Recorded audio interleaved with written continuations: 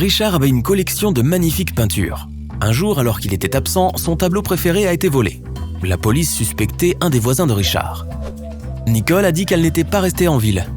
Elle est rentrée chez elle il y a 1 heure à peine et était si fatiguée après un long trajet en voiture qu'elle s'est immédiatement couchée. Denis a dit qu'il s'était préparé à peindre sa maison.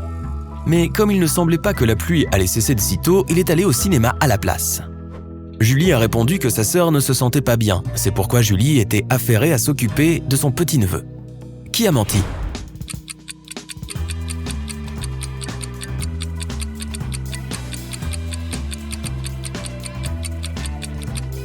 C'est Nicole. Il avait plu toute la journée. Si la femme était rentrée chez elle 1 heure plus tôt seulement, le sol sous sa voiture serait mouillé. Un riche homme d'affaires avait 2 fils, Gary et Jeffrey. Ce père aimant adorait ses garçons. Mais malheureusement, il avait beaucoup d'ennemis qui menaçaient souvent de nuire à ses fils. Un jour, Gary a été transporté d'urgence à l'hôpital. Il avait été empoisonné. Jeffrey, effrayé mais se sentant bien, y est allé avec son frère. Lorsque l'homme d'affaires est arrivé, il a demandé à Jeffrey ce qui s'était passé. Nous jouions au football et nous avons eu terriblement soif. Un homme nous a donné à chacun une bouteille d'eau et nous avons tout bu. Mais alors, comment se fait-il que Gary soit empoisonné dans un lit d'hôpital alors que Jeffrey va bien ?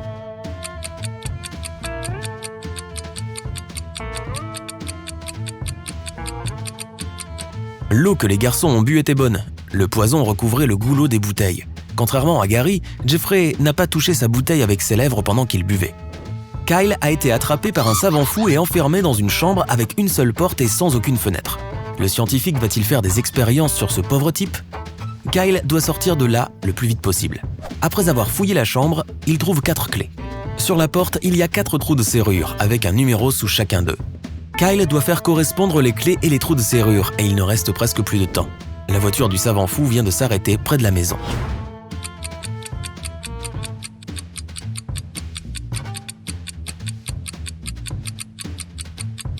Les chiffres sur la porte correspondent au nombre d'angles qu'ont les formes géométriques des clés.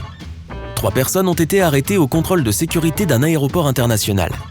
Elles étaient soupçonnées de faire sortir clandestinement différentes marchandises du pays. Le premier homme se dirigeait vers une station balnéaire. Dans sa valise, il y avait beaucoup de choses nécessaires à la plage. Une ombrelle, une paire de lunettes de soleil, de la crème solaire et une serviette de plage. Le deuxième homme avait une cage avec 3 oiseaux colorés et une autre cage avec une famille de hamsters. Il avait tous les papiers nécessaires. Le troisième homme voyageait pour affaires. Dans son sac, il avait un costume, des documents, une brosse à dents et du dentifrice. Et une bouteille de shampoing très chère. Qui est le contrebandier ?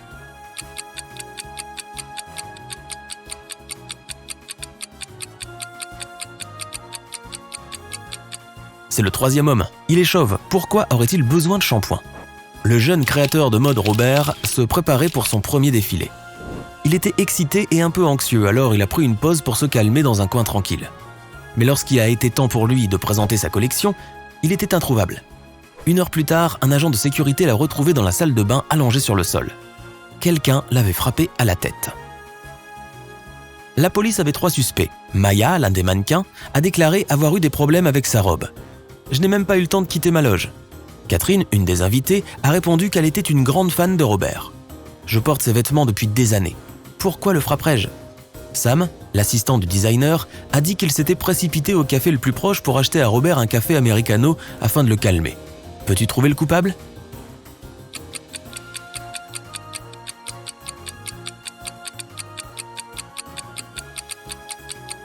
C'était Catherine. Ce jour-là, c'était le premier défilé de Robert. Alors comment aurait-elle pu porter ses vêtements depuis des années ? Ethan et sa petite amie Anne sont allés explorer une grotte et se sont perdus. Au bout d'un certain temps, ils sont tombés sur 2 personnes, un homme et une femme. L'homme barbu et l'air sale avait une pelle dans les mains. « Je suis resté coincé ici pendant 1 semaine. Je sais comment remonter à la surface, mais j'ai besoin de votre aide. Venez avec moi. » La jeune femme s'est exclamée « Ne lui faites pas confiance, c'est un criminel. Suivez-moi, je suis ici depuis plus longtemps que lui.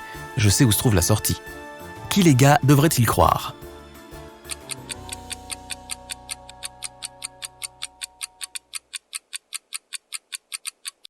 Ethan et Anne ont décidé de suivre l'homme. Si la fille était dans la grotte depuis plus d'1 semaine, pourquoi a-t-elle l'air si propre ? Et a-t-elle des fleurs fraîches dans les cheveux ? Mickey se réveille enfermé dans une cave. Il n'a aucune idée de comment il est arrivé là, probablement par une trappe dans le plafond. Il y a aussi 3 portes qui mènent à l'extérieur de la pièce. Derrière la première, il y a une fosse profonde avec des pics métalliques au fond. La deuxième porte mène à un lac avec des piranhas affamés. Et derrière la troisième porte, il y a des crocodiles. Soudain, la pièce commence à se remplir d'eau. Quelle porte Mickey devrait-il choisir pour s'échapper ?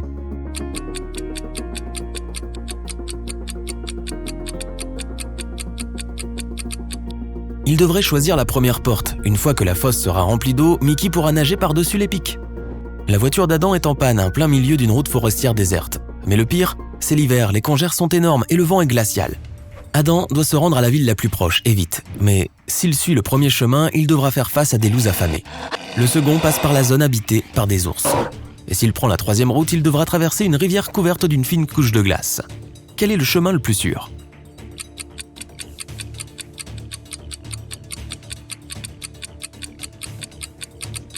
Adam devrait se faufiler à travers le territoire des ours. Ces animaux dorment en hiver.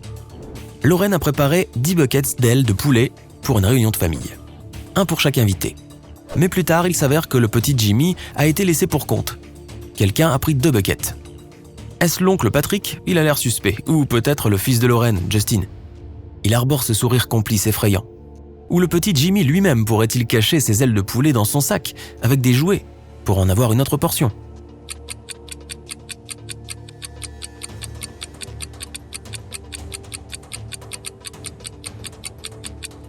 Regarde le chien.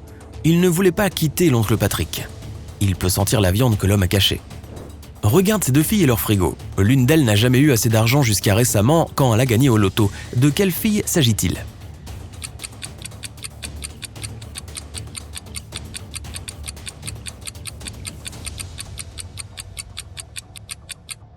C'est la fille sur la gauche, des talons hauts, une robe flashy et un frigo rempli à ras-bord. Elle ressemble à une personne qui a enfin réussi à mettre la main sur de grosses sommes d'argent. Lisa était la fille d'un millionnaire. Elle en avait assez que son père essaie de contrôler sa vie. Après qu'il lui ait dit un jour qu'il lui avait trouvé un fiancé, elle a décidé de s'enfuir de chez elle. Elle a pris assez d'argent et la voiture la plus discrète qu'elle puisse trouver dans le garage et est partie. La fille savait que son père enverrait ses hommes pour la ramener. C'est pourquoi elle ne restait jamais dans un hôtel plus d'une nuit. Un jour, elle s'est retrouvée dans une petite ville. La nuit tombait et elle n'avait pas d'autre choix que de s'arrêter au premier hôtel qu'elle a vu. Le réceptionniste lui a dit que sa chambre portait le numéro 710 et lui a proposé de lui montrer où elle se trouvait. Lisa a immédiatement attrapé son sac et a sauté dans sa voiture et s'est enfuie à toute vitesse. Pourquoi ?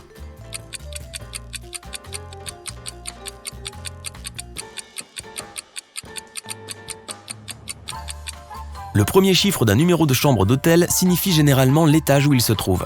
La chambre 710 est censée se trouver au 7e étage, mais l'hôtel n'a que 2 étages.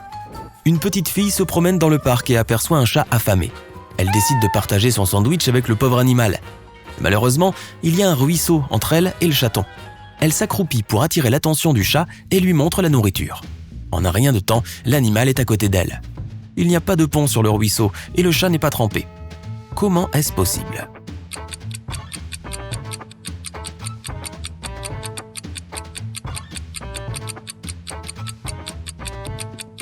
C'est l'hiver et le ruisseau est gelé.